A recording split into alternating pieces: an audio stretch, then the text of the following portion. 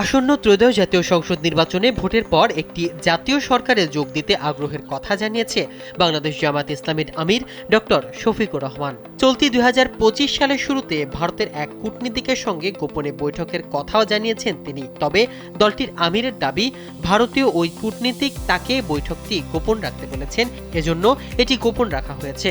রয়টার্সের এক সাক্ষাৎকারে একথা জানান দলটির আমির ডক্টর শফিকুর রহমান। বুধবার এ সংক্রান্ত প্রতিবেদন প্রকাশ করেছে ব্রিটিশ বার্তা সংস্থাটি।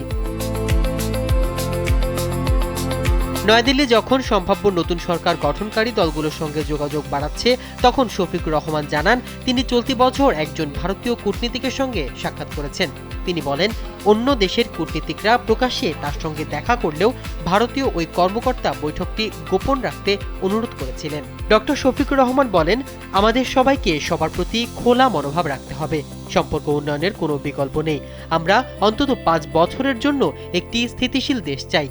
যদি দলগুলো একসঙ্গে আসে, তাহলে আমরা সবাই মিলে সরকার চালাবো। তিনি আরো বলেন, দুর্নীতি বিরোধী কর্মসূচি জাতীয় সরকারের জন্য একটি যৌথ লক্ষ্য হওয়া উচিত। জামায়াতের আমির জানান, প্রধানমন্ত্রী হবেন সেই দলের নেতা যে দল সবচেয়ে বেশি আসন পাবে।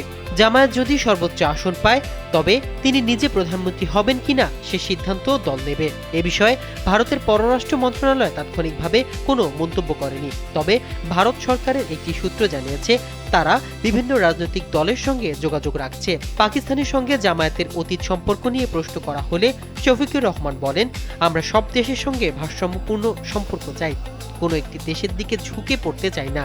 সবাইকে সম্মান করি এবং ভারসাম্যপূর্ণ সম্পর্ক বজায় রাখতে চাই। তিনি আরো বলেন, কোন সরকার বর্তমান রাষ্ট্রপতি মোহাম্মদ শাহাবুদ্দিনকে নিয়ে স্বস্তিতে থাকবে না। ২০২৩ সালে আওয়ামী লীগের সমর্থনে বিনা প্রতিদ্বন্দ্বিতায় রাষ্ট্রপতি হন শাহাবুদ্দিন। তিনি নিজেও সম্প্রতি রয়টার্সকে বলেছেন, প্রয়োজনে মেয়াদের মাঝ পথে পদ ছাড়তে তিনি প্রস্তুত। তবে বুধবার রয়টার্সের সঙ্গে ফোনে কথা বলার সময় রাষ্ট্রপতি শাহাবুদ্দিন এই বিষয়ে মন্তব্য করতে অস্বীকৃতি জানান। তিনি বলেন, আমি বিষয়টি আরো জটিল করতে চাই না। মাহমুদুর রহমান সিয়াম, কালবেলা।